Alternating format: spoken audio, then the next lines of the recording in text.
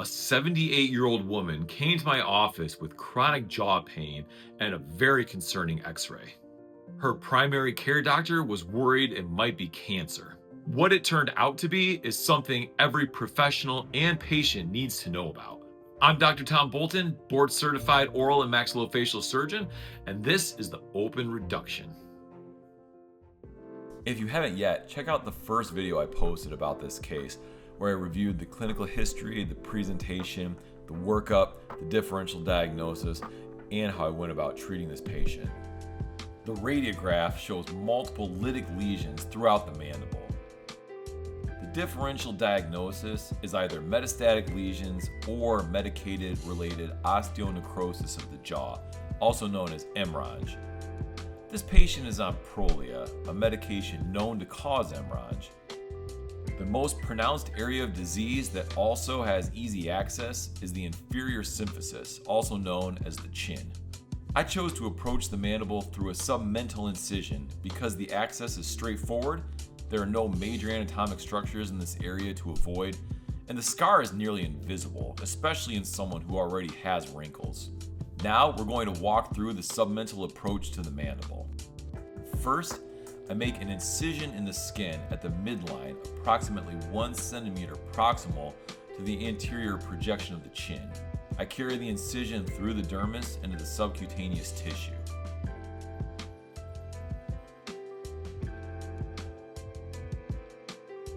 I carry the incision through the subcutaneous tissue and the platysma attachment, which is very thin on this patient.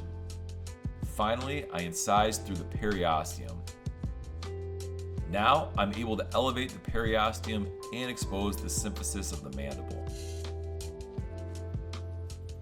I expose the bone along the proximal and distal aspects until I have the access I need.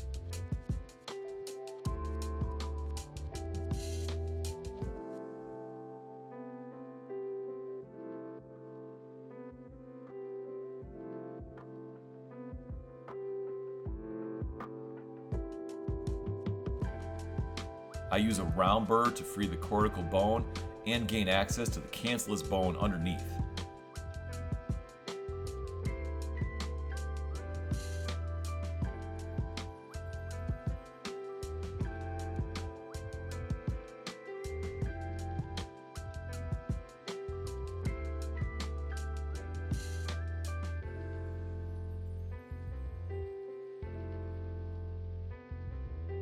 I use a MRONJ to obtain samples of both cortical and cancellous bone and place the specimens in formalin for the pathologist.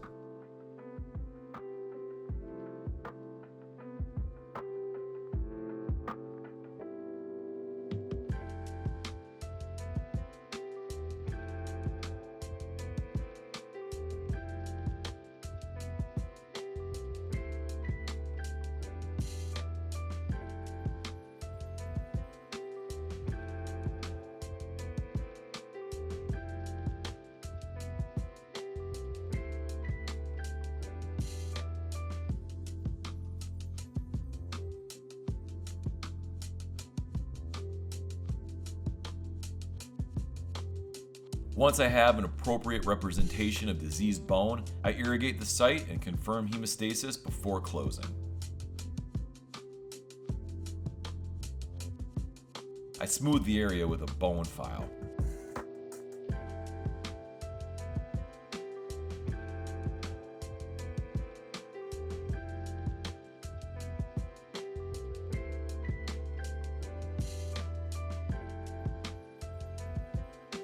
Finally, I close in layers using buried vicryl sutures to reapproximate the periosteum and the subcutaneous tissue, and then an ethylene suture to close the skin. Hopefully you've watched the previous video, so I'm not dropping any spoilers here when I say these lesions came back as MRONJ, and I elected to treat this with conservative management. I'm Dr. Tom Bolten. Thanks for watching this episode of the Open Reduction.